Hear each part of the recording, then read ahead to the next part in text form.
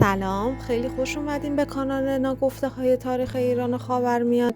ایران طی قرن‌های متفاوت و طی تمدن‌هایی که درون اون شکل داده شده تغییرات بسیاری رو از لحاظ ظاهری درون خودش ایجاد کردش که باعث شد که ایران کنونی، ایرانی که در حال حاضر درون اون در واقع ما داریم زندگی میکنیم به وجود بیاد. تاریخ ایران برمیگرده به دوره آریایی ها. گاه تاریخ ایران را از ورود آریایی ها که نام ایران نیز از ایشان گرفته شده است به فلات ایران آغاز می کنند. ولی این به این معنی نیست که فلات ایران تا پیش از ورود آریایی ها خالی از سکنه یا تمدن بوده. پیش از ورود آریایی ها به فلات ایران تمدن های بسیار کهنی در این محل شکفته و پژمرده شده بودند و تعدادی نیز هنوز در حال شکوفا بودند. تاریخ ایران را اصولاً به دو بخش کلی تقسیم می‌کنند: تاریخ ایران قبل از اسلام و تاریخ ایران بعد از اسلام. تاریخ ایران قبل از اسلام خود به سه بخش تقسیم میشه: ایران قبل از آریایی ها، مهاجرت آریایی ها به ایران و ایران باستان. تاریخ ایران قبل از آریایی ها اقوام گوناگونی در قسمت‌های مختلف فلات ایران می‌زیستند. در تاریخ ایران قبل از آریایی ها تمدن‌های شهر سوخته در سیستان، تمدن ایلام در شمال خوزستان، تمدن جیروف در کرمان، تمدن ساکنان تپه سیلک در کاشان، تمدن اورارتو در آذربایجان، تپه گیان در نهاوند و تمدن کاسی‌ها در کرمانشاه و لرستان و تپوها در طبرستان مازندران در سرزمین ایران بودند. بزرگترین تمدن تاریخ ایران دولت ایلام بوده است که سرزمین اونها در جنوب غربی ایران و کمابیش مطابق با خوزستان بوده است. پایتخت ایلام شهر شوش بوده که آثار مربوط به اونها در این شهر پیدا شده. ظاهراً بخش‌های مختلف در ایلام حکومت‌های جداگانه و هر یک پادشاهان مربوط به خود را داشتند. این چهار منطقه آبان، انشان، سیمش و شوش بودند. دولت ایلام غالباً با دولت‌های بیشتر تکامل یافته بین النهرین یعنی سومری‌ها، بابلی‌ها و آشوری‌ها در جنگ بوده است. این دولت در دوره‌ای از تاریخ ایران از بزرگترین نیروهای این منطقه شد. از زمان پیدا شدن امپراتوران ایران 550 قبل از میلاد ایلام از ولایات خراجگزار ایران شد. شهر شوش در این زمان نیز شهر ثروتمند و با شکوهی بود. زبان ایلامی ها یکی از سه زبانی بود که متون سلطنتی ایران به اونها زبان نگاشته میشد. مهاجرت آریایی ها به ایران. آریایی ها شعبه وسیعی از نژاد سفید هستند که سرزمین اولیه اونها احتمالاً از شمال دریای سیاه و خزر تا حوالی رودهای سیحون و جیحون بوده است. آنها بعدها بخشی به اروپا و دسته‌هایی به سمت ایران و هند حرکت کردند. در نتیجه به اقوام آسیایی و زبان آنها هند اروپایی گفته شد. آریایی به معنی شریف است و پس از مدت‌ها از هم جدا شدند و تا قبل از جدا شدن افسانه‌ها و سازمان اجتماعی و زبان مشترکی داشتند. در کتاب‌های تاریخ ایران زمان آمدن آریایی‌ها به ایران را برخی 2000 سال قبل از میلاد و بعضی قرن 14 قبل از میلاد تا قرن 6 قبل از میلاد نوشتند. آریایی‌ها هنگامی که به فلات ایران رسیدند در ابتدا مردمان بومی را قلع و قمع کردند ولی سپس اونها را به کار گرفتند. آریایی‌ها پس از ورود به ایران به طوایف مختلف تقسیم شدند که مهمترین اونها مادها و پارس‌ها هستند. نام ایران از اسم آریایی‌ها گرفته شده و به معنی سرزمین آریایی است. تاریخ ایران باستان. تاریخ ایران باستان را دوران تشکیل دولت ماد تا پایان حکومت ساسانیان و حمله اعراب به ایران دانستند. مادها حدود 550 تا 708 قبل از میلاد قوم ایرانی بودند از تبار آریایی که در بخش غربی فلات ایران ساکن شدند. سرزمین مادها در برگیرنده بخش غربی فلات ایران بود. سرزمین آذربایجان در شمال غربی فلات ایران با نام ماد کوچک و بقیه ناحیه زاگرس را با نام ماد بزرگ می شناختند. پایتخت ماد حکمتانه است. آنها توانستند در اوایل قرن هفتم قبل از میلاد اولین دولت تاریخ ایران را تأسیس کنند. دولت ماد در 550 پیش از میلاد به دست کوروش منقرض شد و سلطنت ایران به پارسی‌ها منتقل گشت.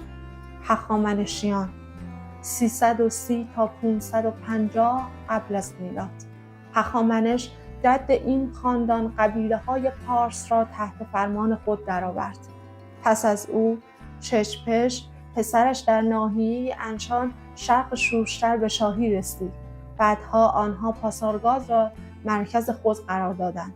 تا زمان کوروش سوم بزرگ 6 پادشاه از این خاندان حکومت کردند. سلوکیان پس از مرگ اسکندر 323 قبل از میلاد فتوحاتش بین سردارانش تقسیم شد و بیشتر متصرفات آسیایی او که ایران هسته آن بود به سلوکوس اول رسید. به این ترتیب ایران تحت حکومت سلوکیان 250 تا 330 قبل از میلاد درآمد. آنها مدت 80 سال بر بخش بزرگی از غرب ایران سلطنت کردند، ولی در قلمرو آنها تقریباً هیچگاه آرامش وجود نداشت. پس از مدت پارتها نفوذ خود را گسترش دادند و سرانجام توانستند سلوکیان را نابود کنند و چون اولین پادشاه اشکانیان اشک نام داشت، نام این سلسله را اشکانیان گذاشتند. اشکانیان 226 تا 250 قبل از میلاد. اشکانیان تمدن یونانی را که در دوره سلوکیان در ایران به وجود آمده بود ارج گذاشتند. برخی از پادشاهان اشکانی به خوبی با ادبیات یونانی آشنایی داشتند و برخی نمایش‌های یونانی در دربار پادشاهی اشکانی اجرا می‌شد. در آن دوره مجلسی موسوم به مهستان بود که خود مرکب از 2 مجلس بود. یکی مجلس اشراف و دیگری مجلس دانایان و مغان که جنبه مشورتی داشت و نفوذ چندانی در امور نداشت. در این دوره از تاریخ ایران دامپروری و کشاورزی و تجارت رونق بسیاری داشت و بردهداری رشد می‌کرد. دین آنها دین زردشت و نیز پرستش اجداد آنها بود. سایر ادیان نیز آزادی داشتند. اشک کسی بود که به جمع‌آوری اوستا پرداخت. زبان آنها پارسی میانه بود که به علت تماس زیاد با رومی‌ها، زبان و تمدن رومی نیز در دربار آنها نفوذ داشت. خط آنها آرامی سریانی بود و روی برخی سکه‌ها عبارات یونانی حک شده بود. از آثار این دوره از تاریخ ایران معبد آناهیتا در کنگاور، خرابه معبد کنگاور، نقوش برجسته از دوره مهداد و گودزر در بیستون است. ساسانیان، سلسله ساسانیان خاندان شاهنشاهی ایرانی در طول تاریخ ایران هستند که در سالهای 224 تا 651 میلادی حکومت می‌کردند.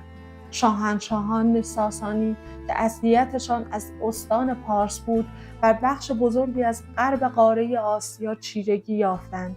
پایتخت ساسانیان شهر تیسفون در نزدیکی بغداد در عراق امروزی بود. سلسله اشکانی به دست اردشیر اول ساسانی منقرض گردید. وی سلسله ساسانیان را بنا نهاد که تا حدود 652 میلادی در ایران ادامه یافت. دولت ساسانی حکومتی ملی و متکی به دین و تمدن ایرانی بود و قدرت بسیار زیادی کسب کرد. در این دوره نیز جنگ‌های ایران و روم ادامه یافت. تاریخ ایران بعد از اسلام.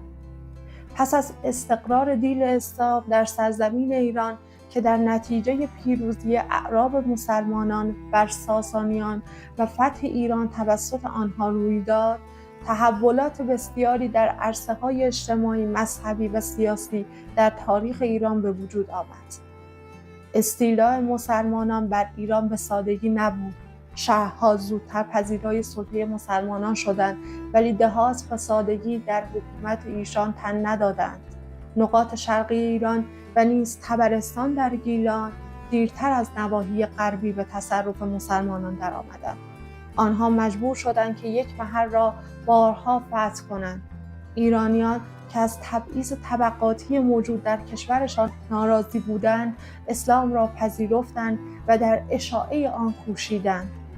ولی با این حال هرگز در طول تاریخ ایران مخالفت خویش را با سلطه امویان و عباسیان بر خاک ایران پنهان نکردند و جنبش‌های استقلال طلبانه ای را به پا ساختند که تشکیل حکومت‌هایی چون طاهریان و صفاریان را می‌توان از نتایج آن برشمرد. بار از زبان خارجی به جای زبان عربی استفاده کردند. از دوره سامانیان نیز خط فارسی نوین پدید آمد و الفبای عربی با زبان فارسی رواج یافت. حکام آل بویه پس از فتح شیراز و تأسیس حکومت خویش راهی بغداد شده آن را تصرف نمودند و مقام خلافت را به آلت دست خویش تبدیل نمودند و قدرت واقعی را در دستان خویش گرفتند.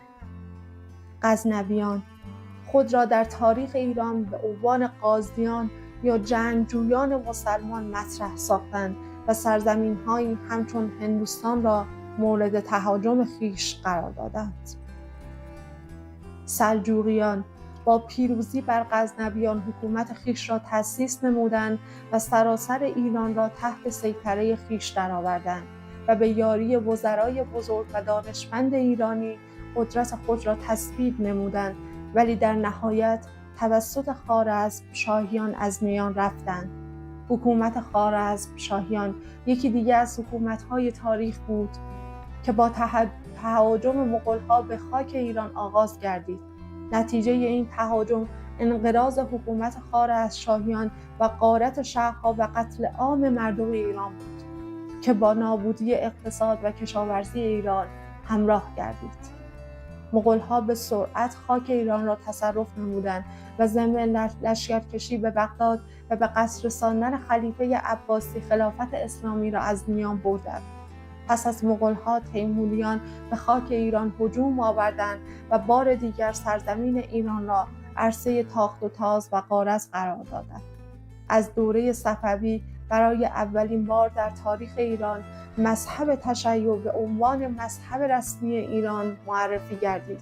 مذهب تشیع با ویژگی‌های سیاسی و اجتماعی خویش باعث اتحاد و استقلال ایران گردید و هویت ملی آن را در برابر تهاجمات و ضربات مهلک امپراتوری عثمانی حفظ نمود و بار دیگر در طول تاریخ ایران توانست به عنوان یک قدرت بزرگ سیاسی و مذهبی قد علم کند. در دوره شاه عباس کبیر شهر اصفهان به عنوان پایتخت ایران انتخاب گردید و به اوج عظمت و شکوه دست یافت، به طوری که یادگاری‌های بسیاری از آن دوران تا عصر حاضر نیز بر جای ماندند. صفویان در نتیجه تهاجم افغان‌ها و تصرف اصفهان توسط آنها از صفحه تاریخ ایران حذف شدند. نادرشاه افشار افغان‌ها را شکست داد و ضمن تسلط بر تمامی خاک ایران سلسله افشاریان را تأسیس نمود. پس از افشاریان زندیان بر اریک قدرت تکیه زدند و در دوره حکومت آنها شهر شیراز به پایتختی انتخاب گردید و به شهری با شکوه و بزرگ تبدیل شد. دوره قاجاریان از دوره‌های تاریخ ایران بود که نفوذ قدرت‌های استعماری همچون انگلیس و روسیه در ایران توسعه یافت و این قدرت‌ها با تحمیل عهدنامه‌هایی همچون ترکمنچای، گلستان و پاریس بر دولت ایران سرزمین‌های وسیع در آذربایجان، گرجستان، ارمنستان و خراسان را از خاک ایران جدا کردند. نتیجه این تحولات وقوع جنبش‌هایی چون قیام تنباکو، مشروعیت، جنبش جنگل و قیام محمد خیابانی در ایران بود. در سال 1924 میلادی رضاخان به حکومت دست یافت و تأسیس سلسله پهلوی را اعلام نمود. در دوره پهلوی صنعت نفت ایران به رهبری دکتر محمد مصدق ملی شد و همین مسئله زمینه‌ساز قیام‌های استقلال خواهانه گردید که در نهایت به انقلاب ایران در سال 1357 منجر گردید. خیلی ممنون که تا به اینجای ویدیو ما را همراهی کردین. امیدوارم که بتونم ویدیوهای جذابتری رو در اختیار شما عزیزان قرار بدم. در کلیپ های بعدی میپردازیم به جزئیات بیشتر تاریخ ایران باستان و نکاتی که تا به حال کسی از اونها یاد نکرده و تمام اینها رو به صورت جزئی تر در کلیپ ها و ویدیوهای بعدی در اختیار شما عزیزان قرار میدم.